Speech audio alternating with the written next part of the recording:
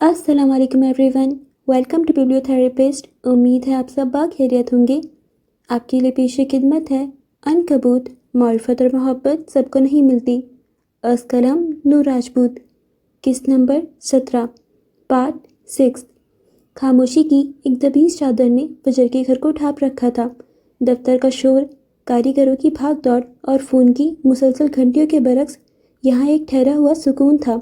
ऐसा सुकून जो कभी कभी वहशतनाक भी लगता था। फजर के लैपटॉप की स्क्रीन पर अदाद शुमार और डिज़ाइंस की कतारें थीं, मगर उसका जहन बार बार अम्मा के कमरे की तरफ भटक जाता, जहां वो नासाजी तबा के बाइस आराम कर रही थीं। अम्मा की तबीयत की खराबी ने उसे आज घर से काम करने पर मजबूर किया था। वो खुद भी एक तरह की जहनी थकावट से सुकून चाहती थी। दिन काम की भूल भुलैयों में गुजर गया।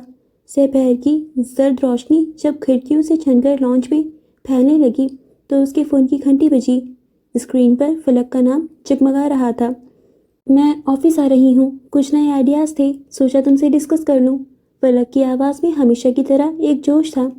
आज ऑफिस नहीं, सीधा मेरे घर आ जाओ, यहीं बैठकर काम करते हैं। फजर ने लैपटॉप से नज़रें जमाए हुए जवाब दिया। फलक एक लम्हे को हिचकिचाई और फिर बोली, ठीक है, मैं देखती हूँ। 10 मिनट बाद उसका फ़ोन दोबारा आया। फजर, भैया मान गए हैं, वो मुझे ड्रॉप कर देंगे, बस 1 घंटा है मेरे पास। कुछ ही देर में वो दोनों लॉन्च के आरामदेह सोफे पर आमने सामने बैठी थीं। उनके दरमियान कॉफ़ी टेबल पर लैपटॉप, डिज़ाइन, स्केचेस और किरदारों के सैंपल बिखरे थे। दोनों पूरी संजीदगी से काम में महव थीं कि अचानक फजर का फ़ोन बज उठा। उसने फ़ोन पर एक नज़र डाली। स्क्रीन पर चिली हरूफ में लिखा था, बहरूपिया आदमी। एक खफीफ सी मुस्कुराहट उसके लबों को छूकर गुजर गई और फिर उसने फ़ोन काट दिया, मगर फ़ोन मुसलसल बजता रहा, जैसे दूसरी तरफ मौजूद शख्स हार मानने को तैयार न हो। बिल आखिर तंग आकर वो फलक से माजरत करती हुई उठ खड़ी हुई। मैं बस 1 मिनट में आई। वो लॉन से मुझसे छोटे से लॉन में निकल आई। मौसम अचानक बदल गया था। आसमान पर सुमे बादलों ने डेरे डाल लिए और ठंडी हवा के झोंके उसके बालों से खेलने लगे। उसने फ़ोन कान से लगाया। Hello Begum, I miss you. दूसरी तरफ से वली की भरपूर और सरशार आवाज़ गूंजी। फजर ने एक गहरी सांस ली। हवा में खनकी के साथ वली की आवाज़ की गर्मी भी फैल गई। कौन सा नशा करके बैठे हो? उसने लॉन में आहिस्ती से टहलते हुए पूछा। आवाज़ में सख्ती थी। अगर नाम ले दिया तो आपका पारा 7वें आसमान को छू जाएगा, उसने उसे जिज करने वाले अंदाज में कहा। फ़ोन क्यों किया है? काम की बात करो। याद आ रही थी, सोचा बता दूँ। आज पूरा दिन आपकी जली कटी नहीं सुनी तो दिन अधूरा लग रहा है। वैसे आपके बगैर ऑफिस में काफ़ी शांति है। लोग हंस रहे हैं, मुस्कुरा रहे हैं, एक दूसरे से बात कर रहे हैं। वो उसे ऑफिस के हालात से यूँ आगाह कर रहा था जैसे किसी दुश्मन मुल्क की खबरें दे रहा हो। फजर जानती थी कि उसकी मौजूदगी में लोग सिर्फ काम से काम रखते थे। बहुत खूब, तो तुम भी उन हंसते मुस्कुराते लोगों में शामिल हो। कोई काम धंधा कर लो, या मुफ्त की सैलरी बटोरने का ही इरादा है? मैं तो पूरी ज़िंदगी मुफ्त में सर्विसेज देने के लिए तैयार हूँ। आप ही हैं कि मानती नहीं। उसकी आवाज़ में शरारत थी। ओके, मैं फ़ोन बंद कर रही हूँ। वो वाकई फ़ोन बंद करने वाली थी कि वली की आवाज़ अचानक संजीदा हो गई। 1 मिनट, फ़ोन मत बंद कीजिएगा, एक ज़रूरी खबर देनी है।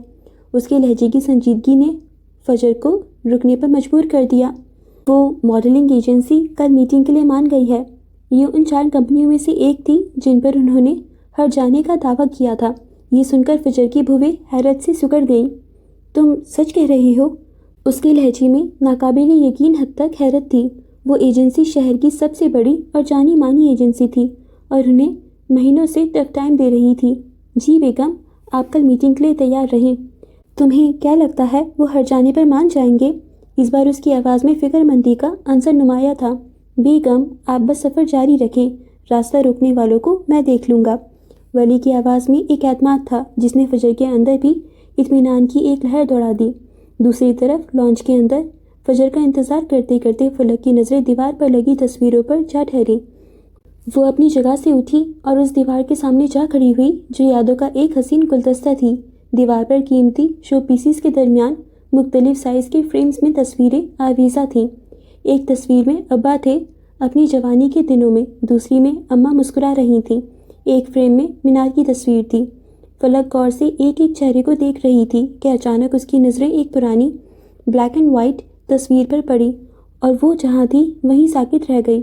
یہ اماں کی جوانی کی تصویر تھی، وہی ناک نقشہ، وہی آنکھیں، مگر ان میں ایک ایسی چمک تھی جو اب مان پڑ چکی تھی۔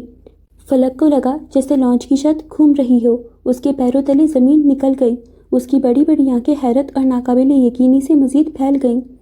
اس نے کبھی خواب و خیال میں بھی ایسا نہیں سوچا تھا۔ تصویر میں موجود عورت صرف آسیہ ترنم نہیں تھی، وہ ترنم عالمگیر تھی۔ پھپھو، ایک ناقابل سماعت سرگوشی اس کے لبوں سے نکلی۔ اس کے گلے میں آنسو کا ایک گولا اٹک گیا تھا۔ وہ ترنم عالمگیر جنہیں سالوں پہلے خاندان سے آگ کر دیا گیا تھا، وہ جن کا نام لینا بھی عالمگیر حویلی میں سب سے بڑا گناہ سمجھا جاتا تھا۔ اسے یقین نہیں آ رہا تھا کہ زندگی اسے اس طرح اپنی گمشدہ پھپھو سے ملوا دے گی۔ وہ کئی پل بت بنی وہیں کھڑی رہی، اس کا ذہن معاف ہو چکا تھا۔ تبھی اسے اپنے پیچھے ایک آہٹ محسوس ہوئی۔ اس نے پلٹ کر دیکھا، سامنے اماں کھڑی تھیں، بلکہ نہیں، سامنے ترنم عالمگیر کھڑی تھیں، عالمگیر خاندان کی پہلی بیٹی۔ وقت نے کتنی بے رحمی سے ان کے نقوش کو دھندلا دیا تھا، زندگی نے انہیں کیا سے کیا بنا دیا تھا۔ وہ آن بان سے جینے والی ترنم عالمگیر جنہوں نے پرانے محلے میں گمنامی کی زندگی گزاری تھی، یہ تو فجر کی لگن اور کوششیں تھیں جو انہیں اس حال میں یہاں تک لے آئی تھیں۔ فلک کی آنکھیں آنسوؤں سے لبریز تھیں، وہ انہیں دیکھ رہی تھی، جبکہ اماں کے چہرے پر شدید حیرانی کے تاثرات تھے۔ انہیں بھی احساس ہو رہا تھا کہ فلک کا انہیں یوں دیکھنا عام بات نہیں، مگر وہ اس کے جذبات کی شدت کو سمجھ نہیں پا رہی تھیں۔ اور پھر اگلے ہی پل جذبات کا بند ٹوٹ گیا۔ فلک بھاگ کر ان سے لپٹ گئی۔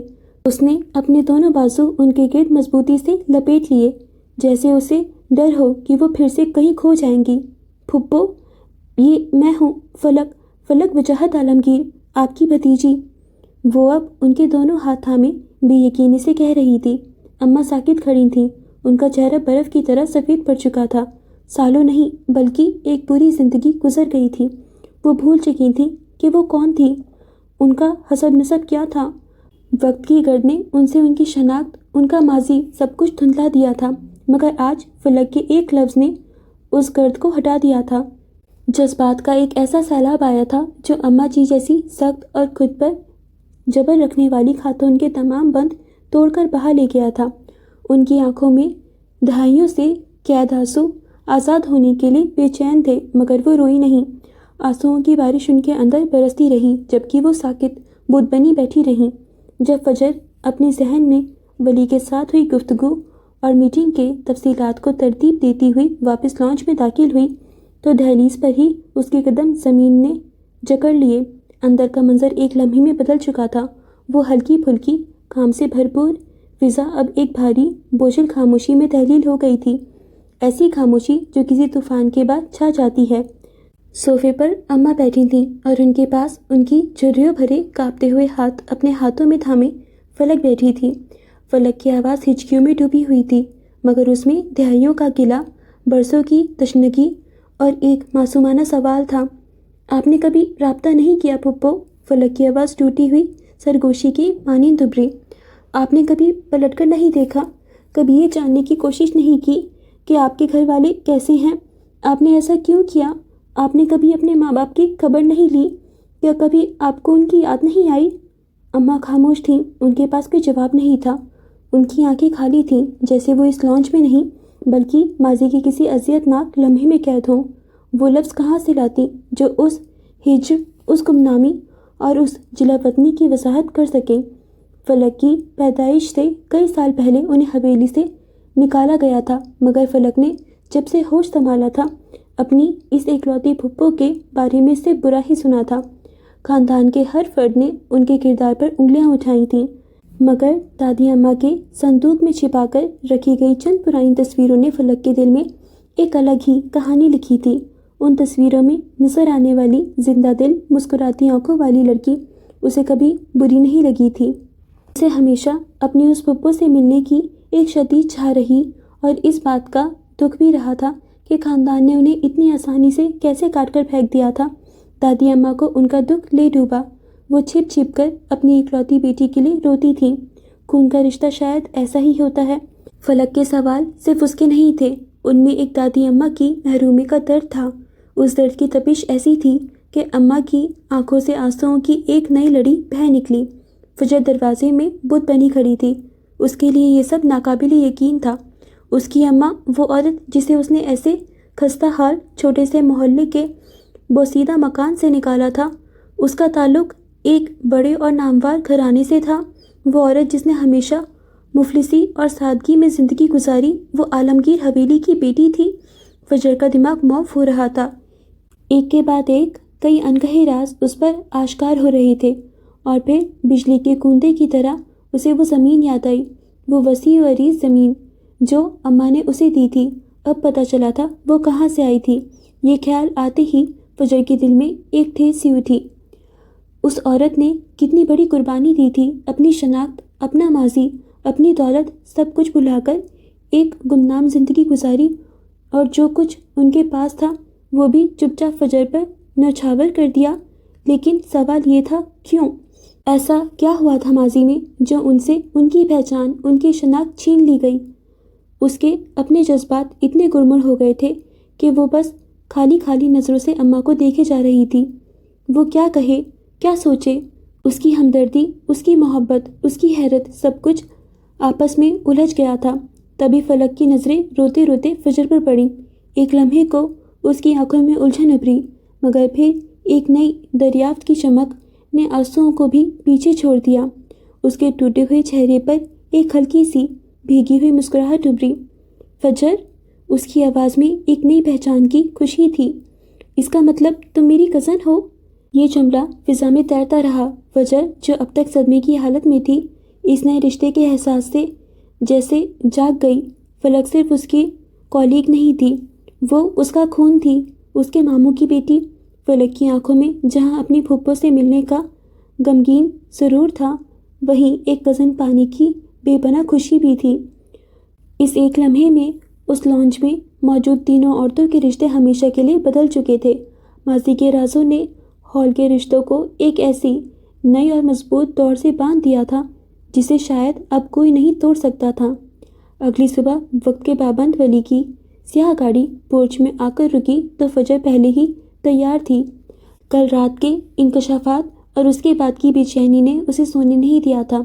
رت جگہ کی ساری سرخی اس کی ہیزل آنکھوں سے جھلک رہی تھی، جو اب گلابی ہو چکی تھیں۔ آج اس نے مغربی لباس کے برعکس مشرقی لباس کا انتخاب کیا تھا۔ گہرے پرپل رنگ کی لمبی قمیص جس کے گلے اور دامن پر سفید دھاگے کی نفیس کڑھائی تھی، اس کے ساتھ کھلا ٹراؤزر اور ہمرنگ دوپٹہ تھا جو اس نے سلیقے سے گلے میں ڈال رکھا تھا۔ بال ہمیشہ کی طرح ایک ڈھیلے سے جوڑے میں قید تھے اور تھکی ہوئی آنکھوں پر بڑا سا چشمہ ٹکا ہوا تھا۔ اس کی سنجیدگی میں ایک عجیب سی کشش تھی۔ جب وہ گاڑی میں آ کر بیٹھی تو ولی کے لبوں سے بے ساختہ جو پہلا لفظ نکلا وہ تھا بریتھ ٹیکنگ۔ اس نے گفتگو شروع کرنے کی کئی کوششیں کی، موسم کی بات کی، ٹریفک کا ذکر چھیڑا، مگر فجر سپاٹ تاثرات لیے باہر دیکھتی رہی۔ اس کی خاموشی کی دیوار اتنی اونچی تھی کہ ولی کی کوئی بات اس سے ٹکرا کر آگے نہ جا سکی، جبکہ وہ بار بار رخ موڑ کر اسے دیکھتا رہا۔ مشرقی لباس اس پر کس قدر اچھا لگ رہا تھا، کیا وہ ڈائن جانتی تھی؟ آفس میں داخل ہوتے ہی وہ کام کے سمندر میں غرق ہو گئی۔ شام میں ہونے والی میٹنگ اہم تھی اور اس کی تیاریوں میں ایک لمحے کی بھی فرصت نہیں تھی۔ فون کالز، ای میلز اور قانونی دستاویزات کے ڈھیر میں وقت پر لگا کر اڑتا رہا۔ پوری لیگل ٹیم سر جوڑ کر بیٹھی تھی، جبکہ وہی ریلیکس تھا۔ کبھی وہ سکیڑ کر تو کبھی کندھے اچکا کر انہیں کام کرتے ہوئے دیکھ رہا تھا۔ فجر کسی مشین کی طرح کام کر رہی تھی۔ اس کی انگلیاں کی بورڈ پر اور نظریں فائلوں پر جمی تھیں، مگر وہ بار بار اسے کنکھیوں سے دیکھ رہا تھا، اور وہ دیکھ سکتا تھا کہ فجر کی پیشانی پر ایک مستقل شکن تھی اور اس کے پرفیکٹ ماسک کے پیچھے ایک گہری پریشانی چھپی تھی۔ بالآخر سپہر ڈھلتے ڈھلتے اس کا ضبط جواب دے گیا۔ جب فجر ایک فائل کے اعداد و شمار میں پوری طرح کھوئی ہوئی تھی، وہ اپنی کرسی سے اٹھا اور خاموشی سے اس کے سامنے کھڑے ہو کر اس کے ہاتھ سے فائل کھینچ لی۔ فجر نے چونک کر سر اٹھایا۔ اس کی تھکی ہوئی ہیزل آنکھیں پل بھر کو ولی کی فکرمند کتھئی آنکھوں سے ٹکرا گئیں۔ اماں کا سچ ایک زلزلے کی طرح اس کے وجود کو اندر تک ہلا گیا تھا، اور اس کے اثرات اب تک باقی تھے۔ وہ اماں سے کوئی سوال نہیں کر پائی تھی۔ اماں نے سختی سے فلک کو منع کیا تھا کہ وہ کسی کو کچھ نہیں بتائے گی، جبکہ فجر جم سی گئی تھی۔ میں نہیں جانتا کہ آپ کو کیا چیز پریشان کر رہی ہے۔ اس کی آواز دھیمی مگر اٹل تھی۔ مگر میں چاہتا ہوں کہ آپ 5 منٹ کے لیے سب کچھ چھوڑ کر ریلیکس کریں۔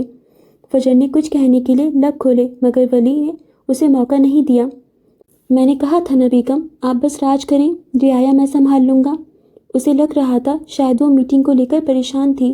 فجر کچھ نہ بولی، بس اسے دیکھتی رہی۔ اس کی آنکھوں میں ایک ایسی تھکاوٹ تھی جس سے ولی پڑھ رہا تھا۔ وہ خاموشی سے مڑا اور آفس سے باہر چلا گیا۔ کچھ دیر بعد جب وہ واپس آیا تو اس کے ہاتھ میں کافی کے 2 مگ تھے۔ ایک اس نے فجر کی میز پر رکھا۔ بیگم، آپ بس کافی پئیں، باقی سارے مسئلوں کو میں دیکھ لوں گا۔ اس کا انداز اتنا بے تکلف اور پر اعتماد تھا کہ فجر کے تنے ہوئے اعصاب پل بھر کو واقعی ڈھیلے پڑ گئے۔ اس کی سنجیدگی کی دیوار میں ایک چھوٹی سی درار پڑی۔ اس نے خاموشی سے کافی کا مگ تھام لیا۔ ولی نے اسے کافی پیتے دیکھا تو اس کے چہرے پر ایک اطمینان سا پھیل گیا۔ تو اس نے بات بڑھائی، کیا آج رات آپ میرے ساتھ ڈنر کر سکتی ہیں میٹنگ کے بعد؟ اس نے فجر کا ذہن بھٹکانے کی پوری کوشش کی۔ فجر نے کافی کا گھونٹ بھرا اور خاموش نظروں سے اسے دیکھا۔ اکثر اوقات اسے منہ سے بولنے کی ضرورت نہیں پڑتی تھی، اس کی آنکھیں بہت کچھ کہہ جاتی تھیں۔ ولی اس کی خاموشی کا مطلب سمجھ گیا۔ اس کے لبوں پر ایک شرارتی مسکراہٹ نمودار ہوئی۔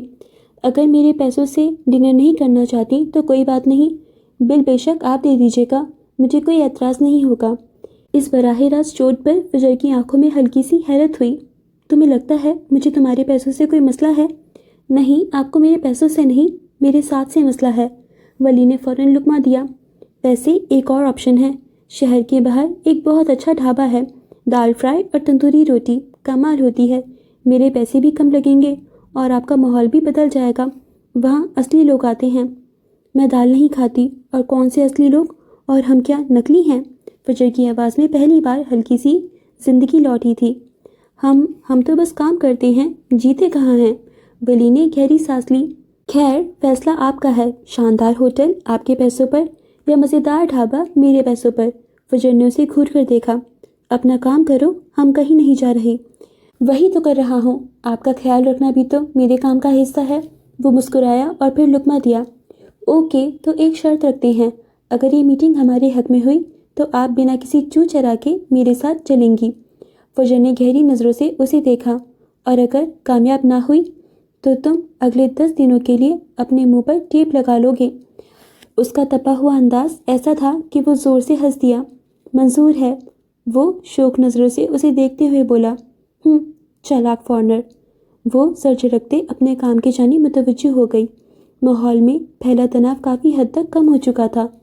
شام کے سائے گہرے ہوتے گئے، دفتر کی روشنیاں جل اٹھیں، فائلوں اور لیپ ٹاپ کی دنیا میں وقت گزرتا گیا۔ ٹھیک 7 بجے ولی اپنی جگہ سے اٹھا۔ اس کا اندازہ مکمل طور پر پروفیشنل تھا۔ بیگم، وقت ہو گیا ہے۔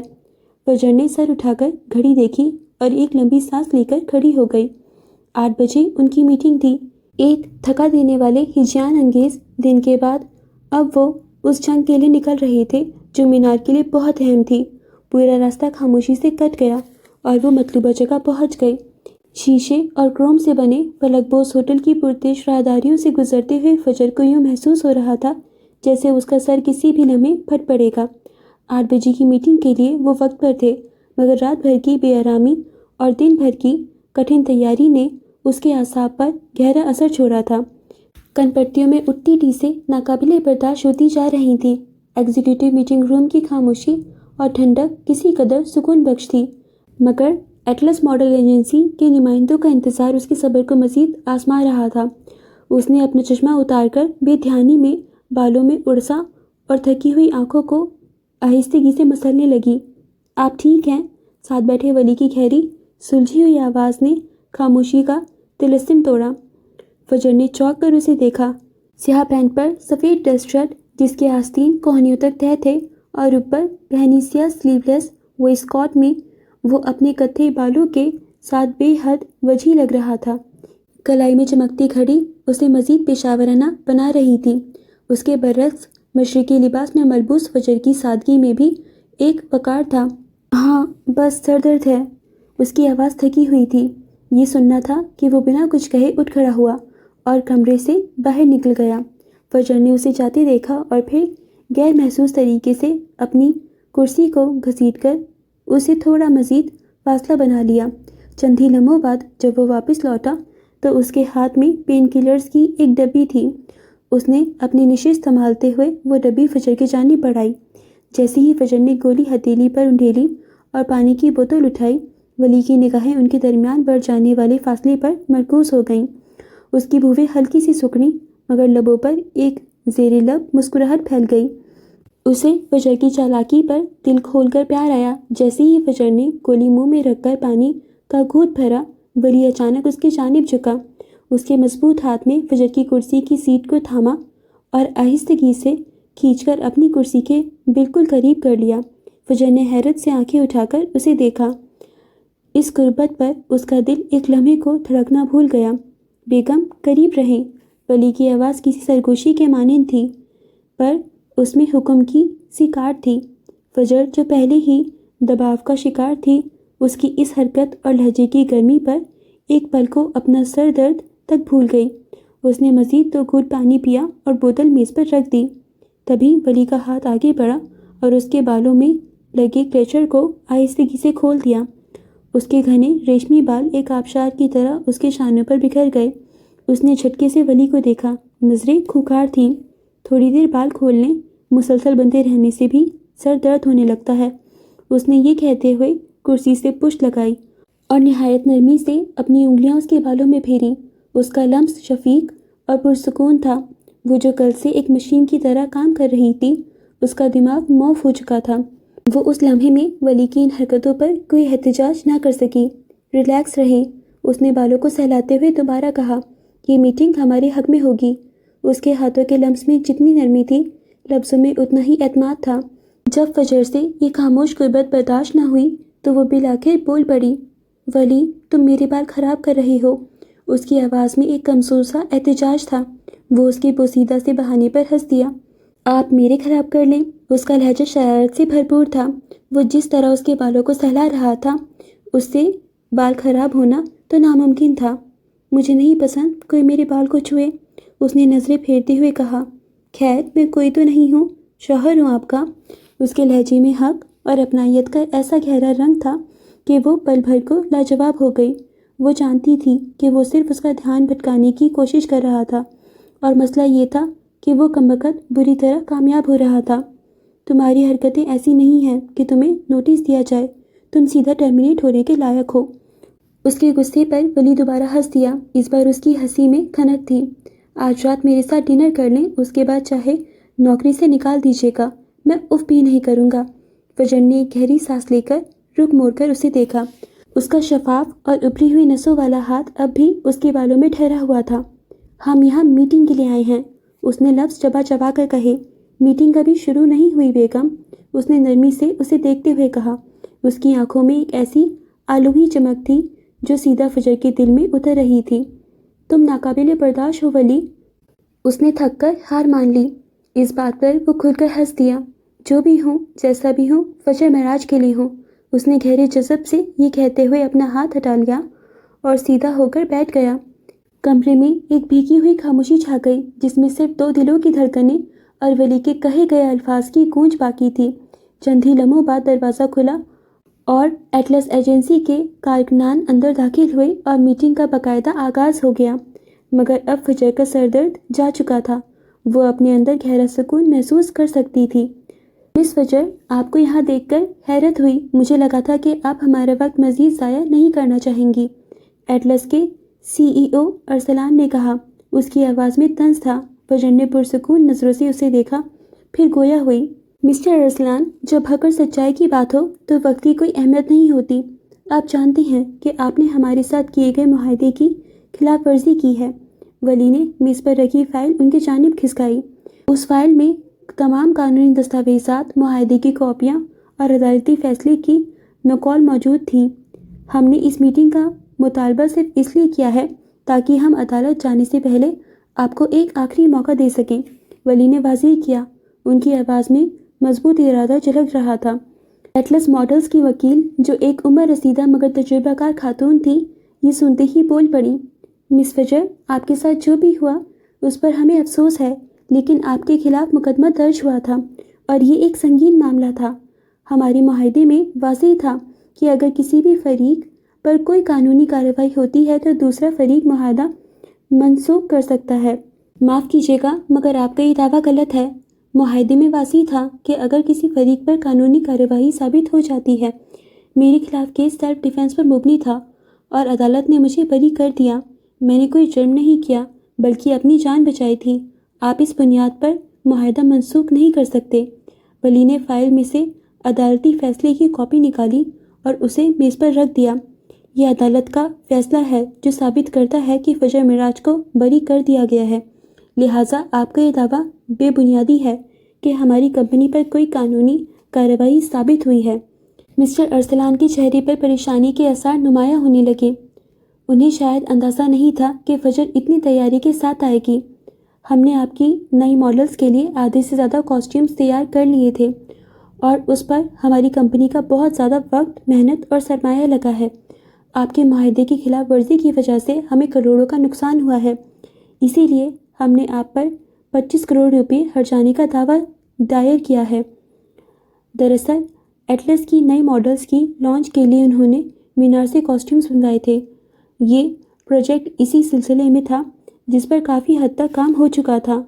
25 کروڑ بہت زیادہ ہے، ہم یہ ہرجانہ ادا نہیں کر سکتے۔ وکیل فوراً بول اٹھی، مسٹر ارسلان، یہ صرف ہماری مادی نقصان کی بات نہیں ہے بلکہ اس میں ہماری ساکھ اور ذہنی اذیت بھی شامل ہے۔ ہم نے اس پر بہت وقت صرف کیا ہے اور یہ ہمارا حق ہے۔ فجر کا لہجہ ٹو ٹوک تھا۔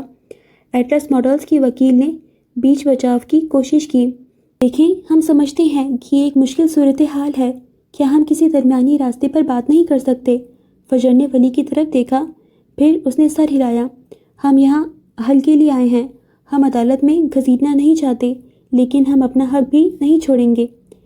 ٹھیک ہے، ہمیں سوچنے کے لیے کچھ وقت چاہیے، ایٹلس کی وکیل نے سنجیدگی سے کہا تو فجر کے لبوں پر مسکراہٹ پھیل گئی۔ وہ اپنی گردن اونچی کیے اٹھی اور کانفرنس روم سے باہر نکل گئی۔ ولی اس کے پیچھے ہی اٹھا مگر آدھے راستے میں ہی رہ گیا۔ میں نے سنا ہے ریز جویلری کی لانچ آپ کی کمپنی کو ملی ہے، آپ کی ماڈلز پرفارم کر رہی ہیں؟ اس نے سوالیہ نظروں سے دونوں کو دیکھا۔ یس، مگر آپ کیسے جانتے ہیں؟ مسٹر ارسلان کے چہرے پر الجھن ابھری۔ وہ زیر لب مسکرا دیا، فاتحانہ سی مسکراہٹ۔ میں ولی اورنگزیب ہوں، رئیس اورنگزیب کا بھانجا۔ آپ کو رئیس گروپ میں دیکھا تھا، یاد آیا تو سوچا پوچھ لوں۔ اس نے مزید کچھ نہیں کہا، اس کی مسکراہٹ بہت کچھ کہہ رہی تھی۔ وہ مضبوط قدم اٹھاتا باہر نکل گیا جبکہ مسٹر ارسلان نے بے ساختہ اپنی ٹائی کی نوٹ ڈھیلی کی۔ وہ کنفرم کر کے نہیں گیا تھا، وہ صاف صاف بتا کر گیا تھا ایٹلس گروپ کو ملا یہ پروجیکٹ کینسل ہو سکتا ہے، جو کہ وہ نہیں چاہتے تھے۔ 15 منٹ بعد میٹنگ دوبارہ شروع ہوئی۔ کافی بحث اور دلائل کے بعد ایٹلس ماڈلز نے یہ مان لیا کہ معاہدے کی منسوخی ان کی غلطی تھی۔ کئی بار کے مذاکرات کے بعد بالآخر وہ 15 کروڑ روپے کے ہرجانے پر رضامند ہو گئے تاکہ معاملہ عدالت سے باہر ہی حل ہو جائے۔ معاہدے کے نئے نکات طے کیے گئے۔ ایٹلس ماڈلز 15 کروڑ روپے کی رقم مینار فیشن کو 2 ہفتوں کے اندر ادا کریں گے۔ مینار فیشن یہ کیس واپس لے لے گی۔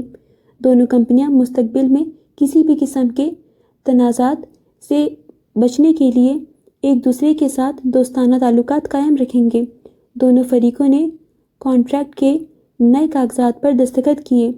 فجر کے چہرے پر ایک اطمینان بخش مسکراہٹ تھی جبکہ ارسلان کے چہرے پر شکست اور راحت کا ملا جلا تاثرات تھا۔ میٹنگ کے اختتام پر مسٹر ارسلان نے ولی سے ہاتھ ملایا۔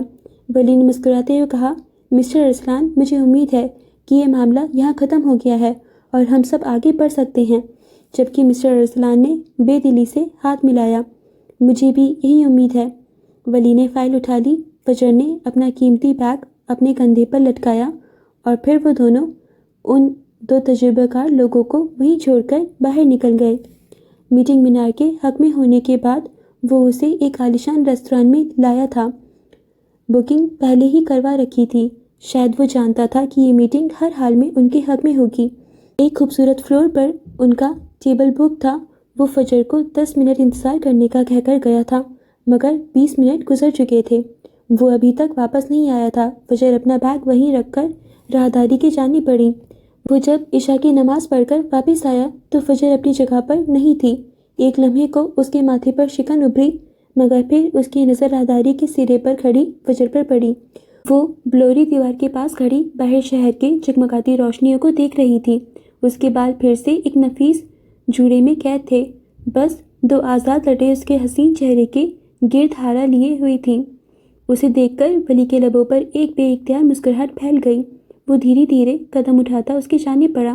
ابھی وہ چند قدم ہی دور تھا کہ ایک انجان آواز نے اس کے قدموں کو وہیں روک دیا۔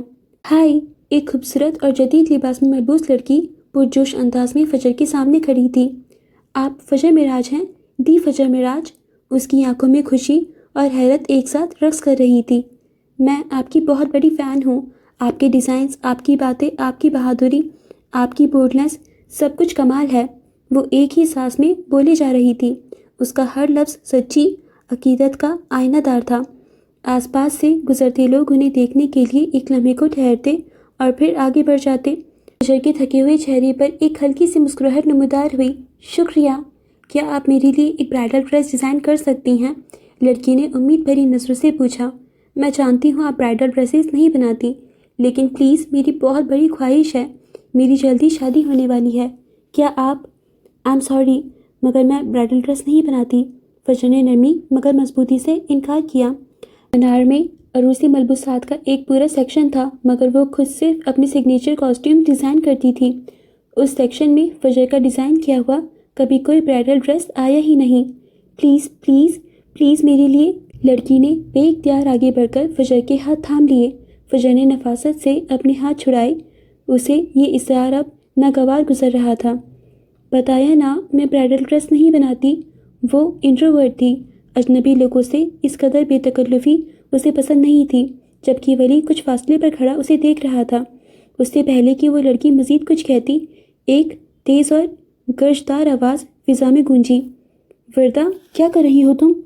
ایک ادھیڑ عمر اسٹائلش خاتون تیز تیز قدم اٹھاتی ان کی جانب آئی اور اپنی بیٹی کو گھورنے لگی۔ ان کی نظروں میں غصے کی آگ بھڑک رہی تھی اور وہ فجر کو یوں دیکھ رہی تھی جیسے وہ کوئی ناپاک شے ہو، جیسے وہ معلوم ہو۔ ماما دیکھیں، یہ فجر معراج ہے۔ او گاڈ، آپ انہیں جانتی ہیں نا؟ میں ان کی فین ہوں۔ پلیز ان سے کہیں نا کہ میرا برائڈل ڈریس ڈیزائن کر دیں۔ وردہ اپنی ماں کی طرف پلٹی، مگر اگلے ہی لمحے اس کی ماں کے منہ سے نکلے الفاظ نے جیسے پورے ریستوران کی فضا میں زہر کھول دیا۔ تمہارا دماغ خراب ہو گیا ہے؟ تم اس قاتل کے ہاتھوں کا بنا ہوا جوڑا پہنو گی؟ اس کے ہاتھ خون سے رنگے ہیں۔ یہ سننا تھا کہ فجر کا چہرہ لمحوں میں سفید پڑ گیا۔ اس کے کانوں میں سائے سائے ہونے لگی۔ اسے اندازہ نہیں تھا کہ اپنی عزت اور جان بچانے کی کوشش میں جو اس سے قتل ہوا تھا اور جس مقدمے سے وہ باعزت بری ہوئی تھی، وہ معاشرے کی نظروں میں اتنا بڑا جرم تھا۔ اگر وہ اس دن اپنا دفاع نہ کرتی تو آج وہ زندہ نہ ہوتی۔ مگر اس حقیقت کو کون تسلیم کرتا؟ قاتل تو قاتل ہی رہتا ہے۔ ایک خونی کے ہاتھوں کا بنا ہوا لہنگا پہنو گی؟ تمہاری پوری زندگی کا خون ہو جائے گا۔ یہ قاتل ہے، قاتل۔ ولی آگے بڑھا۔ ایکسکیوز می، فجر کا ضبط جواب دے گیا اور اس کا لہجہ برف کی طرح سرد تھا، لیکن وہ عورت رکنے والی نہیں تھی۔ وہ ایک قدم آگے بڑھی۔ اس کی آنکھوں میں حقارت تھی۔ نو، ایکسکیوز می، میری بیٹی سے دور رہو، خونی عورت! اس نے نفرت سے چیخ کر فجر کو پوری قوت سے دھکا دیا۔ فجر اس اچانک حملے کے لیے بالکل تیار نہیں تھی۔ اس کا توازن بگڑا اور وہ لڑکھڑا گئی، مگر اس سے پہلے کہ وہ پیچھے گرتی، دو مضبوط بازوؤں کے ایک فولادی حلقے نے اسے تھام لیا۔ اس کی پشت ایک چوڑے سینے سے ٹکرائی۔ اس نے نظریں اٹھائیں تو سامنے ولی کھڑا تھا۔ اس کی ہیزل آنکھوں میں اس لمحے جو اذیت اور ٹوٹ پھوٹ کی پرچھائیاں ابھری، انہوں نے ولی کے اندر جیسے آتش فشاں دہکا دیا۔ اس نے نہایت نرمی سے فجر کو اپنے پیچھے کھڑا کیا اور ایک قدم آگے بڑھا۔ اس کا پورا وجود تناؤ سے اکڑ گیا۔ How dare you! ہمت کیسے ہوئی میری بیوی کو ہاتھ لگانے کی؟ اس کا لہجہ اس قدر سرد اور گہرا تھا کہ آس پاس کھڑے لوگوں کے جسم میں بھی سنسنی دوڑ گئی۔ اس کا اسکاٹش لہجہ اب واضح ہو رہا تھا۔ ہاتھ کیسے لگایا؟ اس کی آواز اتنی بلند اور گرجدار تھی کہ ریستوران کا عملہ اور باقی مہمان بھی ٹھٹک کر ان کی جانب متوجہ ہو گئے۔ وہ عورت جو چند لمحے پہلے شیرنی بن رہی تھی، ولی کے تیور دیکھ کر حواس باختہ ہو گئی۔ शिद्दत पसंद लोग अक्सर नतائج की परवाह किए बगैर कदम उठाते हैं और अब उसे नतائج को भुगतना था। कोई इशू है तो मुझसे बात करें। वली ने अपनी बंद मुट्ठियों को बेदर्दी से भींचा। उसकी गर्दन और बाजुओं की रगें गुस्से से उभर आई थीं। मैं इसका वली हूँ, मुझसे बात करें। इस तक पहुँचने की इजाज़त तुम्हें किसने दी? वो औरतों पर हाथ नहीं उठाता था, मगर उसकी सुर्ख होती आंखें उसके अंदर लगी आग का पता दे रही थीं। सर प्लीज़ बताएं क्या हुआ है? मैनेजर भागता हुआ उन तक पहुंचा। वो किसी भी किस्म के तमाशे से बचना चाहता था। जानते हो मैं कौन हूँ? वली ने मैनेजर की तरफ देखे बगैर उस औरत को घूरा। मैं एक स्कॉटिश शहरी हूँ। आपकी हिम्मत कैसी हुई एक स्कॉटिश की बीवी को हाथ लगाने की? अगले ही लम्हे उसने फ़ोन निकालते पुलिस का नंबर मिलाया। जबकि ये सुनकर वर्दा बुरी तरह डर गई, जबकि उसकी माँ के भी छक्के छूट गए। फजर साकित खड़ी थी, उसकी नज़रें सिर्फ वली पर जमी थीं। सिक्योरिटी गार्ड्स पहुंच चुके थे और उस औरत और उसकी बेटी को वहां से ले जाने की कोशिश कर रहे थे। ये कहीं नहीं जाएंगी, वो दहाड़ा। आप लोग खुद पुलिस बुलाएं वरना नताइज अच्छे नहीं होंगे। अब तो उस औरत का हलक काटा हो गया। उसने रहम तरफ नज़रों से फजर की तरफ देखा, मगर फजर तो जैसे पत्थर की हो चुकी थी। उसकी नज़रें वली पर जमी थीं, जबकि आंखों के सामने माजी का मंजर घूम गया। एक वक्त था जब गर्दिशी टेक्सटाइल्स के गार्ड ने उसे धक्के देकर बाहर निकाला था और अरसल, जिससे वो मोहब्बत करती थी, बेहिसी से खड़ा तमाशा देखता रहा था। और आज एक वली था जो एक अजनबी औरत के महज हाथ लगाने पर आग बबूला हो गया था। हिजूम बढ़ता जा रहा था। वली ने अकेले ही पूरे रेस्टोरेंट के इंतज़ामिया को लाइन हाजिर कर दिया था। अगर पुलिस आ जाती तो एक गैर मुल्की के साथ एक 7 स्टार होटल में ऐसा सलूक, ये एक बैनुल कौमी खबर बन सकती थी। वर्दा का भाई जो आसपास ही था वो भी पहुंच गया। तभी फजर जैसे किसी गहरे ख्वाब से जागी। उसके गले में जैसे कांटे उगाए, हलक में कुछ फंस गया था। वो बेजान कदमों से आगे बढ़ी। वो मामला रफा दफा करना चाहते थे। वली, उसने लरसते हाथों से उसके कंधे को छुआ। वली ने झटके से पलटकर उसे देखा। फजर को देखते ही उसकी आंखों के शोले जैसे बुझ गए थे। उसके चेहरे पर मौजूद सारा गुस्सा एक लम्हे में फिक्र और नरमी में बदल गया। Are you okay? उसने अपने दोनों हाथों के प्याले में फजर का सफ़ेद पड़ता चेहरा थामा और निहायत मोहब्बत से उसके रुखसारों को अपने अंगूठों से सहलाते पूछा। उसके अंदाज में इस कदर नरमी थी कि फजर ने बस इस बात में सर हिलाया। न जाने क्यों उसका दिल चाह रहा था कि वो वहीं बैठकर फूट फूट कर रो दे। आंखों में आई नमी को वो बार बार पलकें झपककर पीछे धकेल रही थी। कौन दुनिया, कौन चार लोग, भाड़ में जाए सब। वो वली औरंगज़ेब था जो पूरे कायनात के सामने अपनी बीवी को ओन कर रहा था। प्लीज़ चलो यहाँ से। फजर की आवाज़ घुटी घुटी निकली। ऐसे नहीं। वली ने नरमी से अपनी उंगली उसके लबों पर रखी और फिर उसे अपने पीछे करते हुए वापस उस औरत और मैनेजर की तरफ पलटा। उर्दू एक बार फिर पस मंज़र में चली गई और उसकी स्कॉटिश लहजे वाली अंग्रेज़ी पूरे हॉल में गूंज रही थी। उसने अपना फ़ोन निकाला और एक नंबर मिलाया। रईस औरंगज़ेब का भांजा होना एक बहुत बड़ा हथियार था। वो जानता था कि ये होटल 1 मिनट में बंद हो सकता था। मैं ये होटल अभी सील करवा सकता हूँ अगर इस औरत ने मेरी बीवी से माफ़ी नहीं मांगी। उसने होटल मैनेजर को वार्न कर दिया। मैनेजर ने बात टालनी चाहिए। मैं आपके होटल पर हत्ते इज्जत का दावा कर सकता हूँ। आपके होटल में मेरी बीवी की तजलील की गई है, इसे हाथ लगाया गया। कैसे? मैं इसका वली हूँ, मुझसे बात की जाती। उसे हाथ लगाने की हिम्मत कैसे की? फजर की आंखों के सामने सब कुछ धुंधला रहा था, जबकि वो खुद बुत बनी खड़ी थी। 20 मिनट के अंदर पुलिस की गाड़ियाँ पहुँच चुकी थी। वली ने धमकी दी थी कि वो मीडिया को बयान देगा कि पाकिस्तान के एक नामवर होटल में उसके और इसकी बीवी के साथ क्या सलूक किया गया, जबकि वो औरत अब बाकायदा काँप रही थी। ये औरत जब तक मेरी बीवी से माफ़ी नहीं मांगेगी ये कहीं नहीं जा सकती और ना मैं जाने दूंगा। हॉल में एक भीगी हुई तनावज़दा खामोशी छा गई, जिसमें से वली की गुस्सैल आवाज़, पुलिस की आमद का शोर और धड़कते दिलों की आवाज़ बाकी थी। फजर का दर्द सर तो कब का जा चुका था, मगर अब उसका पूरा वजूद वली के इस शदीद बेपनाह और मुहाफिज रूप को देखकर जम सा गया था। उसने आज जाना था कि वली होने का मतलब क्या होता है। वो बस उसे देखे जा रही थी।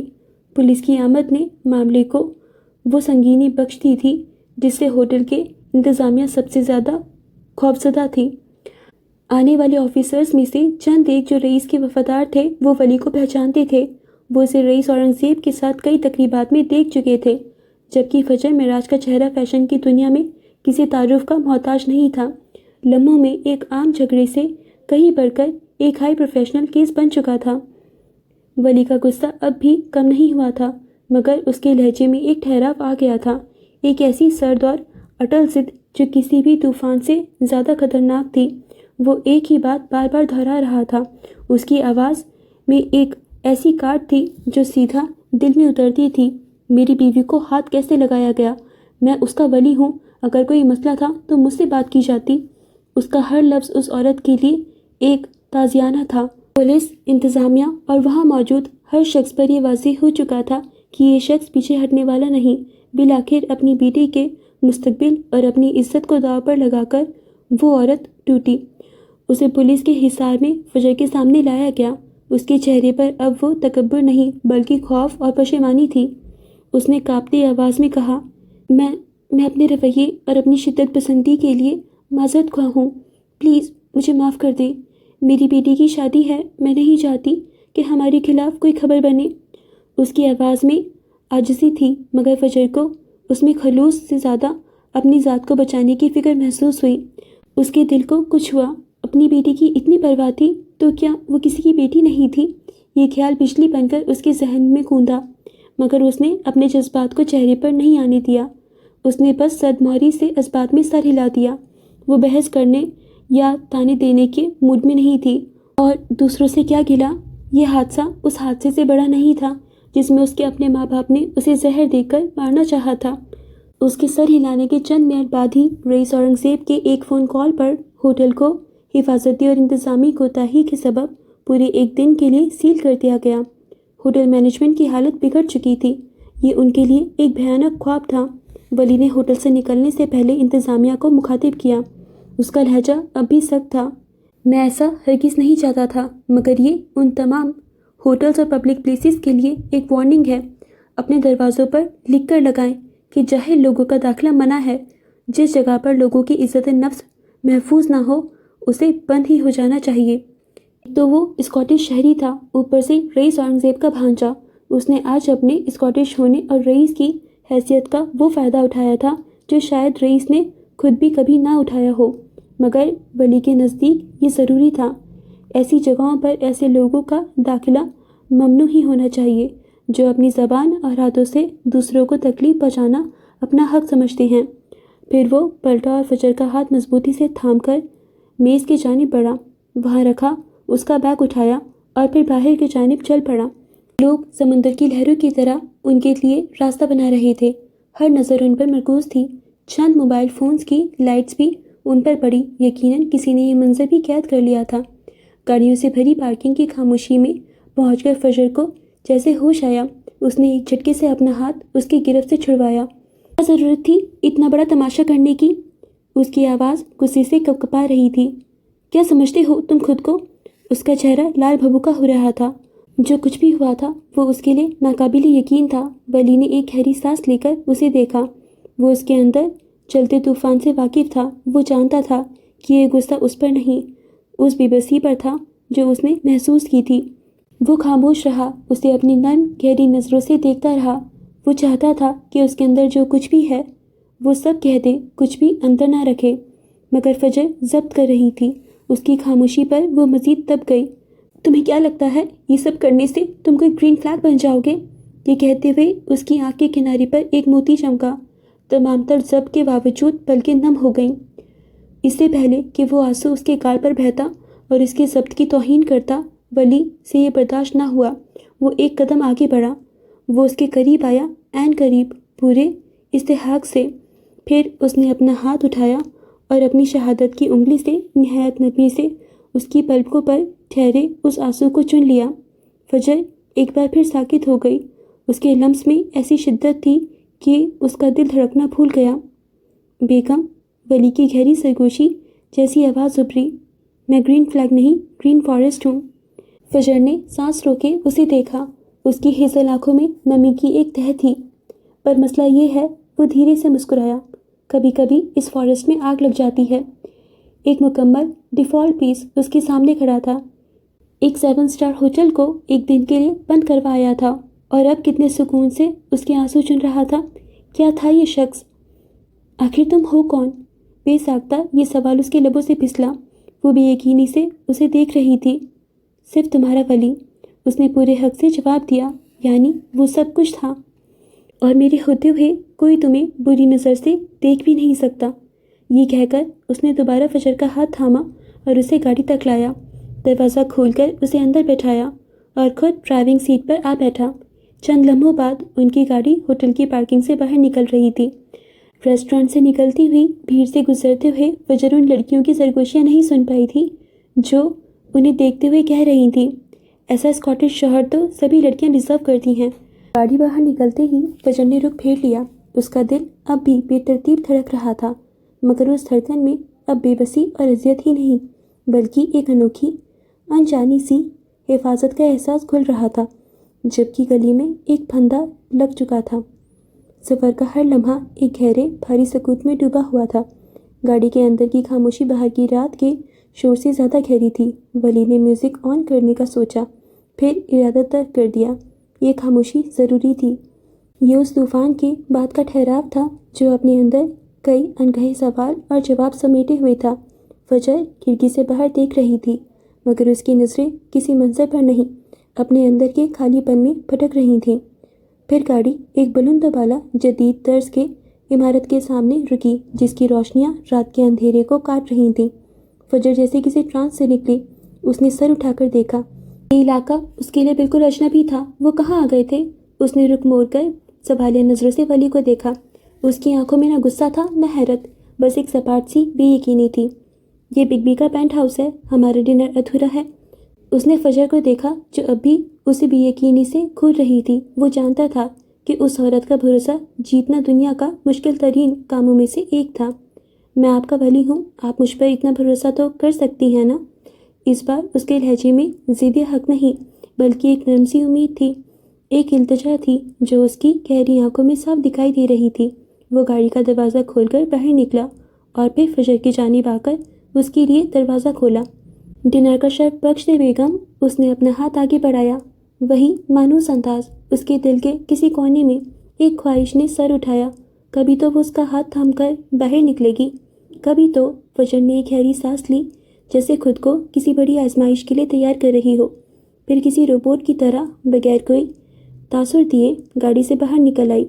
وہ اس وقت ایک چلتا پھرتا پتھر لگ رہی تھی۔ اذیت جب حد سے بڑھ جاتی ہے تو انسان اسے بے حسی کے کھول میں چھپا لیتا ہے، اور فجر نے یہ فن سیکھ لیا تھا۔ وہ اس شخص کے سامنے کمزور نہیں پڑ سکتی تھی۔ ولی کے لبوں پر ایک ہلکی سی اداس مسکراہٹ نمودار ہوئی۔ اس نے گاڑی لاک کی اور آگے بڑھ گیا۔ فجر اس کے پیچھے تھی۔ جلد ہی وہ دونوں ایک شاندار خاموش لفٹ میں کھڑے تھے۔ بگ بی آج شہر سے باہر ہیں اور ان کے علاوہ صرف میں یہاں آ سکتا ہوں۔ وہ لفٹ کے آئینے میں اس کے سپاٹ چہرے کو دیکھتے ہوئے اسے آگاہ کر رہا تھا۔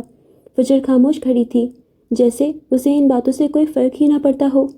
لفٹ مطلوبہ منزل پر پہنچی اور دروازے کسی شاہی استقبال کی طرح کھل گئے۔ ولی نے ڈیجیٹل لاک پر چند ہنس سے دبائے، ایک دھیمی سی کلک کی آواز آئی اور دروازہ کھل گیا۔ اس نے اندر داخل ہو کر بتیاں جلا دیں۔ مجھے دے دیں۔ اس نے آگے بڑھ کر فجر کے ہاتھ سے اس کا پرس لیا اور ایک کنسول پر رکھ دیا۔ اندر داخل ہوتے ہی فجر کے قدم ایک لمحے کو ٹھٹکے۔ یہ ایک ناقابل یقین حد تک شاندار پینٹ ہاؤس تھا۔ فرش سے چھت تک پھیلی شیشے کی دیوار کے ایک طرف روشنیوں میں نہایا ہوا پورا شہر ایک دمکتے ہوئے قالین کی طرح بچھا تھا، جبکہ دوسری جانب کی شیشے کی دیوار کے پار ایک پرسکون نیلگو سوئمنگ پول رات کی چاندنی میں چمک رہا تھا۔ ہر چیز میں نفاست اور ذوق کی بلندی تھی۔ وہ بے اختیار شہر کی جانب والی گلاس وال کی طرف بڑھی۔ یہاں سے روشنیوں کا یہ سمندر سحر انگیز لگ رہا تھا۔ وہ دیوار سے ٹیک لگا کر کھڑی ہو گئی۔ اس کے اندر کا سناٹا باہر کے شیشے کے شور پر حاوی تھا۔ اسے کچھ محسوس ہی نہیں ہو رہا تھا۔ ولی کچن سے پانی کا گلاس لایا اور اسے تھمایا، پھر خاموشی سے پلٹ گیا۔ کچھ دیر کچن سے برتنوں کی کھٹ پٹ کی آوازیں آتی رہیں، اور جب وہ دوبارہ باہر نکلا تو اس کے قدم سیدھے فجر کی جانب اٹھے۔ فجر یوں ہی کھڑی تھی، ایک سانس لیتی ہوئی مورت کی طرح، چہرہ تاثرات سے مکمل طور پر عاری۔ ولی نے چند لمحے اسے دیکھا۔ وہ اسے اس بے حسی کے کھول میں مزید نہیں دیکھ سکتا تھا۔ اس نے آگے بڑھ کر اس کے سامنے اپنا ہاتھ پھیلایا۔ میں آئے؟ فجر نے چونک کر اسے دیکھا۔ اس کی نظریں الجھی ہوئی تھیں۔ وہ اس سے کس بات کی اجازت مانگ رہا تھا؟ ولی نے دھیرے سے اس کے ہاتھ سے پانی کا گلاس پکڑا اور قریب رکھی میز پر رکھ دیا۔ پھر وہ دوبارہ اس کی طرف مڑا۔ وہ اپنی سیاہ ویسٹ اتار چکا تھا اور سفید پریس شرٹ کی سلیوز اس کے مضبوط جسم پر جچ رہی تھیں۔ فجر ابھی تک اسے دیکھ رہی تھی۔ پھر جو ہوا وہ ناقابل یقین تھا۔ اس نے ایک قدم آگے بڑھایا اور ذرا سا جھکتے ہوئے فجر کو نہایت نرمی اور احتیاط سے اپنے بازوؤں کے حصار میں لے لیا، بالکل کسی قیمتی متاع کی طرح۔ یہ اتنا اچانک تھا کہ فجر ساکت رہ گئی۔ اس کی آنکھیں حیرت سے پھیل گئیں۔ کئی لمحے تو اس کے دماغ کو یہ سمجھنے میں لگ گئے کہ واقعی ایسا ہوا ہے۔ ولی کی قربت کی تپش میں اس کا وہ مصنوعی برف جیسا خول دیکھتے ہی دیکھتے چٹکنے لگا۔ آئی ایم سوری، جو کچھ بھی ہوا نہیں ہونا چاہیے تھا۔ اس کی سرگوشی فجر کے بالوں میں جذب ہو رہی تھی۔ وہ جانتا تھا یہ عورت اندر سے ریزہ ریزہ تھی۔ ہاں، جھکتی نہیں تھی، وہ الگ بات تھی۔ روزانہ سوشل میڈیا پر لوگوں کی نظروں میں، سرگوشیوں میں اسے قاتل کہا اور مانا جاتا تھا۔ آج کا واقعہ اس زخم پر نمک تھا۔ اس کے نرم الفاظ اور اس کے وجود کی قربت میں فجر کا ضبط ٹوٹ گیا۔ وہ نوحق والی لڑکی تھی اور اس لمحے بھی اس کے بازو بے جان سے پہلو میں گرے رہے۔ وہ تو ابھی تک سکتے میں تھی اور پھر اس کی ہیزل آنکھوں میں نمی ابھری۔ دو موٹے موٹے آنسو ٹوٹ کر ولی کے کندھے میں جذب ہو گئے۔ یہی تو وہ چاہتا تھا کہ وہ رو لے، اپنے اندر کا زہر باہر نکال دے۔ دل کے دروازے بھی اونچے تھے، دیواروں پر کانچ بھی لگایا تھا، اندھیرا قبر سے زیادہ رکھا تھا۔ پھر بھی پتہ نہیں وہ شخص محبت کرنے کس راستے سے آ رہا تھا۔ چند لمحے یوں ہی گزر گئے۔ جب فجر کو ولی کے دل کی دھڑکن کے ساتھ ساتھ اپنے دل کی دھڑکن کی آواز بھی سنائی دی تو وہ جیسے ہوش میں آئی۔ نوحق والی لڑکی نے ایک دم تڑپ کر اس کے حصار سے نکلنا چاہا، مگر گرفت مضبوط تھی۔ چھوڑو مجھے، وہ اب خود کو چھڑانے کی کوشش کر رہی تھی، مگر بے سود۔ تنگ نہ کریں، وہ بڑبڑایا۔ یہ لمحات اور احساسات ایسے تھے کہ وہ انہیں جینے کے لیے خود کو بھی بیچ سکتا تھا۔ میں تمہاری جان لے لوں گی ولی، چھوڑو مجھے۔ وہ اب پوری طرح ہوش کی دنیا میں لوٹ رہی تھی اور اس کا پہلا ثبوت یہی احتجاج تھا۔ جان تو آپ پہلے ہی لے چکی ہیں۔ وہ ڈھیٹ بنا رہا، اس کی گرفت ذرا بھی ڈھیلی نہ ہو سکی۔ تم اس حرکت پہ جیل جاؤ گے، اس نے گراتے ہوئے کہا۔ وہ زیر لب ہنس دیا مگر اسے چھوڑا نہیں۔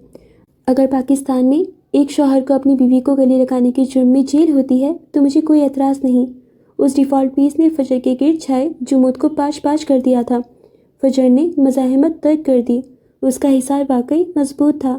اس نے اپنی نم آنکھیں جھپکیں۔ وہ اس کے سامنے مزید کمزور نہیں پڑنا چاہتی تھی۔ کیوں کر رہے ہو یہ سب؟ اس کی آواز بامشکل سرگوشی جیسی تھی۔ یہ تمہارا کام نہیں ہے۔ میرا کام کیا ہے اور کیا نہیں، اس کا فیصلہ صرف میں کر سکتا ہوں۔ اس نے گرفت مزید تنگ کی جیسے وہ اس کا قیمتی سرمایہ ہو۔ اور جہاں تک اس سوال کا تعلق ہے کہ میں یہ کیوں کر رہا ہوں، تو جان لیں کہ جب کوئی آپ کا ولی ہوتا ہے تو وہ صرف نام کا نہیں ہوتا، وہ آپ کی روح کا محافظ بھی ہوتا ہے، آپ کے دکھوں کا پہرے دار بھی۔ میں نے ہوٹل میں جو کیا وہ اپنی حیثیت کا فائدہ اٹھانا نہیں تھا، وہ ایک ولی کا فرض تھا۔ میں نے آپ کو یہاں لانے کی جو جرات کی وہ آپ کو تکلیف دینا نہیں تھا، وہ آپ کے زخموں پر مرہم رکھنے کی ایک کوشش تھی۔ اس کی ہر بات، ہر لفظ فجر کے دل پر دستک دے رہا تھا اور وہ سننا نہیں چاہتی تھی۔ وہ کسی بھی دستک پر دل کا دروازہ نہیں کھول سکتی تھی۔ کیا تھا یہ شخص؟ رئیس اورنگزیب جیسے شخص سے ٹکرانے والی اور اسے اپنے مقصد کے لیے استعمال کرنے والی فجر معراج اس شخص سے کیسے جیت پائے گی؟ اس شخص کے سامنے تو فجر کے سارے ڈرامے فیل تھے۔ وہ اس کا سیف ہیون بنتا جا رہا تھا۔ کچھ دیر مزید خاموشی چھائی رہی اور پھر فجر کی سرد آواز ابھری۔ میں تمہیں آج ہی ٹرمینیٹ کر دوں گی۔ تم کبھی دوبارہ مینار میں داخل نہیں ہو سکو گے اور نہ ہی میری شکل دیکھ پاؤ گے۔ ہاں، یہ دھمکی کام کر گئی۔ ولی نے آہستگی سے اسے چھوڑا اور ایک قدم پیچھے ہٹ گیا۔ پھر اس نے سینے پر بازو باندھ کر کھپکی بھری نگاہوں سے اسے دیکھا، جو واقعی ایسا کرنے کی صلاحیت رکھتی تھی۔ سیریسلی، اس وقت یہ بات کرتے ہوئے آپ زہر لگ رہی ہیں۔ اس کے لہجے میں حقیقی خفگی تھی۔ تو کھا کر مر جاؤ، وہ تڑک کر بولی اور رخ موڑ کر شیشے کی دیوار سے باہر دیکھنے لگی۔ اس کا دل ابھی تک بے ترتیب دھڑک رہا تھا۔ میں نہیں چاہتا کہ آپ پھر سے بیوہ بنی گھومیں، وہ دب کر کہتا ہوا کچن کی جانب بڑھ گیا، جبکہ فجر کا سارا غصہ جیسے اود آیا تھا۔ ولی نے اس پر چھائے درد اور بے حسی کے خول کو لمحوں میں توڑ پھوڑ دیا تھا۔ وہ اب اپنا لال بھبو کا چہرہ لیے اسے جاتے دیکھ رہی تھی۔ بے شرم فارنر، اسے جاتے دیکھ کر وہ زیر لب بڑبڑائی، مگر اس کے دل کی دھڑکن میں اب بے بسی نہیں، ایک عجیب سی ہلچل تھی، ایک ایسی ہلچل جو زندگی کی علامت تھی۔ جاری ہے۔ اوکے فرینڈز، تو اسی کے ساتھ ہماری 17ویں قسط اینڈ ہوتی ہے۔ فائنلی کتنی لمبی ایپیسوڈ تھی یہ، مگر جتنا مزہ آیا اس کو پڑھ کے، اور جو ہمارا لاسٹ سین تھا وہ اتنا زیادہ کیوٹ سین تھا، مجھے اتنا مزہ آیا فرینڈز۔ میں کیا بولوں یار، میں تو ابھی تک اس ایپیسوڈ کی ایسے پروسیس کر رہی ہوں کہ کیا کیا ہو گیا اس میں، اتنا انٹرسٹنگ ایپیسوڈ تھا یہ۔ سو گائز، جو آج والا پارٹ تھا اس میں مجھے فجر اور ولی کے جو کیوٹ سینس تھے وہی یاد ہیں، جو ہوٹل والا سین ہوا، مومنٹ ہوا، اور اس کے بعد جس طریقے سے ولی نے فجر کے لیے اسٹینڈ لیا، دیٹ واز کمنٹیبل۔ مطلب ایسے ہسبینڈس ہونے چاہیے، اس طریقے سے ہسبینڈس کو وائف کو سپورٹ کرنا چاہیے، ان کی سائڈ لینی چاہیے، ان کے ساتھ کھڑا رہنا چاہیے، اور کافی ہسبینڈس ایسے نہیں ہوتے ہیں۔ تو ولی اتنا اچھا ٹارگیٹ سیٹ کر رہا ہے، اگر کوئی پڑھے تو سیکھے اس سے کہ کیسے اپنی وائف کے ساتھ بیہیو کرنا چاہیے۔ آبویسلی بات ہے کہ اس کی بھی کوئی رسپیکٹ ہوتی ہے، آپ کو اس کو اچھے سے ٹریٹ کرنا چاہیے۔ جبکہ دیکھیں تو فجر کتنا کول بیہیو کرتی ہے ولی کے ساتھ، بٹ ولی جس طریقے سے اس سے محبت کرتا ہے، اس کی کیئر کرتا ہے، اپنی ذمہ داریاں نبھاتا ہے، دیٹ از کمنٹیبل۔ بہت زیادہ اچھا لگتا ہے مجھے ولی۔ اور جو لاسٹ والے سین تھے، لاسٹ والے ڈائلاگ تھے، جب ولی نے فجر کو ہگ کیا اور فجر ایک دم ساکت رہ گئی، اتنا کیوٹ مومنٹ تھا وہ، بہت زیادہ۔ جس طریقے سے ولی نے پورے ہوٹل کو اپنے سر پہ اٹھا لیا اور اس لیڈی کو بھی معافی مانگنے پہ مجبور کر دیا۔ چلے اس لیڈی کی تو ایگو ہی پتہ نہیں کیا تھی، ابھی بھی لاسٹ مومنٹ پہ اس نے دل سے تو معافی نہیں مانگی تھی، مگر پھر بھی معافی تو مانگنی پڑی نا ان محترمہ کو۔ تو یہ کتنا اچھا مومنٹ تھا، اور ایک دن کے لیے اس نے ہوٹل سیل کروا دیا۔ مطلب کون ہوتا ہے ایسا، کون اتنی محبت کرتا ہے اپنی وائف سے؟ صرف فکشنل سٹوریز میں ہو سکتا ہے یار، اگر ریئلٹی میں ہے تو ان کی وائفس بہت زیادہ لکی ہوتی ہیں۔ بیکاز گائز، بینگ آنیسٹ، اتنے زیادہ لونگ، کیئرنگ، سپورٹنگ اور اس طریقے سے آپ کو رسپیکٹ دینے والے ہسبینڈ نہیں ہوتے ہیں۔ اگر جو ہیں تو واقعی وہ وائفس بہت زیادہ لکی ہیں، واقعی بہت زیادہ لکی ہیں۔ جب آپ کی وائف پہ کوئی انگلی اٹھا رہا ہے یا اس کو کچھ بھی ایبیوز کر رہا ہے، اس کے لیے غلط الفاظ کا استعمال کر رہا ہے اور اس کو ڈس رسپیکٹ کر رہا ہے، اور اس طریقے سے اگر ہسبینڈ اپنی وائف کا ساتھ دے رہے ہیں تو they are one of the best husband in the world, literally I am saying. تو اگر اس طریقے سے کسی کے ہسبینڈس ہیں تو بس میں ان وائف سے اتنا ہی کہنا چاہوں گی کہ آپ بہت زیادہ خوش نصیب ہیں کہ آپ کو ایسا شوہر ملا کہ وہ اپنی بیوی کی عزت کرتا ہے، جبکہ سارے شوہروں کو اپنی بیوی کی عزت کرنی چاہیے، احترام دینا چاہیے انہیں، اور ان کی خواہشات کا احترام کرنا چاہیے، ان کی ذمہ داری نبھانی چاہیے، بٹ نہیں کرتے ہیں۔ کافی سارے شوہر بیوی کو ذمہ داری کی جگہ بوجھ سمجھتے ہیں کہ میں اس کو کھلا رہا ہوں اور میں اس کو کپڑے پرووائڈ کروا رہا ہوں، اس کو جو چاہیے وہ پرووائڈ کروا رہا ہوں، تو میں بہت زیادہ سپیریئر ہوں۔ کتنے سارے ہسبینڈ میں سپیریورٹی کمپلیکس، اتنا گندا سپیریورٹی کمپلیکس ہوتا ہے نا، میں آپ کو کیا بتاؤں۔ اور بیچاری وائفس کو تو کچھ نہیں سمجھتے، بیچاری کتنی ساری جو ہوم میکرز ہوتی ہیں ان کو صرف میٹ کی طرح ٹریٹ کرتے ہیں، آج بھی انفیکٹ کتنی ساری پڑھی لکھی خاتون بھی ہوتی ہیں جن کی شادی ہو جاتی ہے اور شادی کے بعد ان کی جو ڈگری ہوتی ہے وہ ضائع ہو رہی ہوتی ہے، یا ان کے ہسبینڈس ان کو اس طریقے سے ٹریٹ نہیں کر رہے ہوتے ہیں۔ چلیے اگر ہم پڑھائی کو بھی سائڈ رکھ دیں تو ہے تو وہ ہیومن ہی، انسان ہی ہے، اور انسان کا جو عہدہ ہوتا ہے، انسان کو جو رسپیکٹ ملنی چاہیے وہ اپنے پیٹ سے پیار کر لیں گے مگر وائف سے پیار نہیں کریں گے۔ لٹرلی اتنے گندے ہسبینڈس بھی ہوتے ہیں۔ تو جس طریقے سے ہماری رائٹر لکھ رہی ہیں، ہسبینڈ اگر وہ تھوڑی سی بھی یہاں سے انسپریشن لے لیں کہ کس طریقے سے ہمیں اپنی وائف کو ٹریٹ کرنا ہے، کس طریقے سے ہمیں ان کے ساتھ رہنا ہے، کس طریقے سے ہمیں ان کی پرابلمس کو سمجھنا ہے اور پوری دنیا سے ان کے لیے لڑ جانا ہے، تو کتنا اچھا ہوگا۔ کل میں ایسی رینڈملی انسٹاگرام اسکرول کر رہی تھی، اس میں میری فیڈ میں ایک پوسٹ آئی اور اس پوسٹ میں تھا کہ میں اپنی وائف کا کبھی ساتھ نہیں چھوڑ سکتا، اور اگر مجھے اپنی مدر سے پہلے اپنی وائف کو سپورٹ کرنا ہوا تو میں اپنی وائف کو سپورٹ کروں گا. سو ہم لوگ کتنی بار سوچتے ہیں کہ اپنی مدر اور وائف میں کس کو چنے گا ایک ہسبینڈ، یہ کوشچن آ جاتا ہے. تو پھر اس میں تھا کہ جو میرے فادر تھے انہوں نے ہمیشہ اپنی بیوی کو سپورٹ کیا، اور اگر میں اپنی وائف کو سپورٹ نہیں کروں گا تو پھر میں نے کیا سیکھا. تو اس میں تھا، اس نے کہا کہ میرے پیرنٹس نے مجھے سکھایا کہ کبھی بھی اپنے پیرنٹس کی ڈسرسپیکٹ مت کرو، بٹ اپنی وائف کو ہمیشہ سپورٹ کرو. وائی؟ بیکاز وہ اپنا گھر، اپنی فیملی، اپنے سبلنگس، اپنے فرینڈس، سب کچھ تمہارے لیے چھوڑ کے آتی ہے، اور اگر وہ تم سے کچھ ایکسپیکٹ کر رہی ہے تو وہ صرف ہے کہ تم اس کو سپورٹ کرو. اور کسی بھی فیملی کلیش کی وجہ سے تم اگر اس کو سپورٹ نہیں کر رہے ہو تو کیا ہوگا کہ وہ بھی تھوڑی سی ڈی موٹیویٹ ہو جائے گی. اگر وہ کچھ غلط کر رہی ہے تو آبویسلی تم اس کو سمجھاؤ، بٹ اس سے اونچی آواز میں بات مت کرو، اس کو ذلیل مت کرو، اس کی عزت کرو. تو یہ کتنی اچھی بات ہوتی ہے جب پیرنٹس اپنے بچوں کو سکھائیں کہ تمہیں اپنی بیوی کو عزت دینی ہے اور اس کو تمہیں ڈسرسپیکٹ نہیں کرنا ہے. تو یہ کتنی اچھی بات ہوتی ہے، بیکاز ہماری فیملیز میں نہیں سکھایا جاتا ہے کہ بیوی کو کیسے ٹریٹ کرنا ہے. وہ یہ بول دیتے ہیں کہ اس کو تم سپورٹ کیوں کر رہے ہو، اپنی ماں کو سپورٹ کیوں نہیں کیا، یا اپنی بہن کو سپورٹ کیوں نہیں کیا، یا جو بھی فیملی کانفلکٹ ہو رہے ہیں یا فیملی ڈسپیوٹس ہو رہے ہیں اس میں تمہاری بیوی کیوں بول رہی ہے. بٹ ایسا بھی تو ہو سکتا ہے نا کہ اس کی فیملی کی وجہ سے اس کی وائف کمفرٹیبل نہ ہو، یا اس کی فیملی اس کے ساتھ ڈسٹرب کر رہی ہو یا اس کے ساتھ لڑ رہی ہو، تو پھر کہاں سپورٹ کرنا چاہیے؟ اوبویسلی آپ کو پھر اپنی وائف کو ہی سپورٹ کرنا چاہیے. یہی بات ہوتی ہے. تو جب وائفس کی بات آ جاتی ہے یا اپنی فیملی کی بات آ جاتی ہے، اس کو تھوڑا پریکٹیکلی اور تھوڑا ایموشنلی دونوں طریقے سے ہینڈل کرنا چاہیے. ایسا نہیں ہے کہ ساری ایموشنس لگاتی ہے یا ساری پریکٹیکلس لگاتی ہے اور ایموشنس کی قدر نہیں کی. ایسا نہیں ہونا چاہیے. سو گائز، آج کا ایپیسوڈ آپ کو کیسا لگا آپ بتائیے گا، اور آپ نے کیسے سب کچھ پروسیس کیا، کیونکہ مجھے تو بہت زیادہ مزہ آیا پڑھ کے. تو ڈیئر فرینڈس، اپنا پرسپیکٹیو ہمارے ساتھ کامنٹس کے تھرو شیئر کیجیے گا کہ آپ کو ولی اور فجر کیسے لگ رہے ہیں اور کیسی آپ کو ناول لگ رہی ہے. تو فرینڈس، اب ہم ملیں گے 18ویں قسط میں. تب تک کے لیے اب جلدی سے ہماری یوٹیوب چینل کو سبسکرائب کر لیجیے. اگر آپ نے ابھی تک نہیں کیا ہے تو پلیز جلدی سے کر لیجیے، اور ہمارے انسٹاگرام اکاؤنٹ کو بھی فالو کر لیجیے گا. So dear friends, take care of yourself and your love ones. خدا حافظ.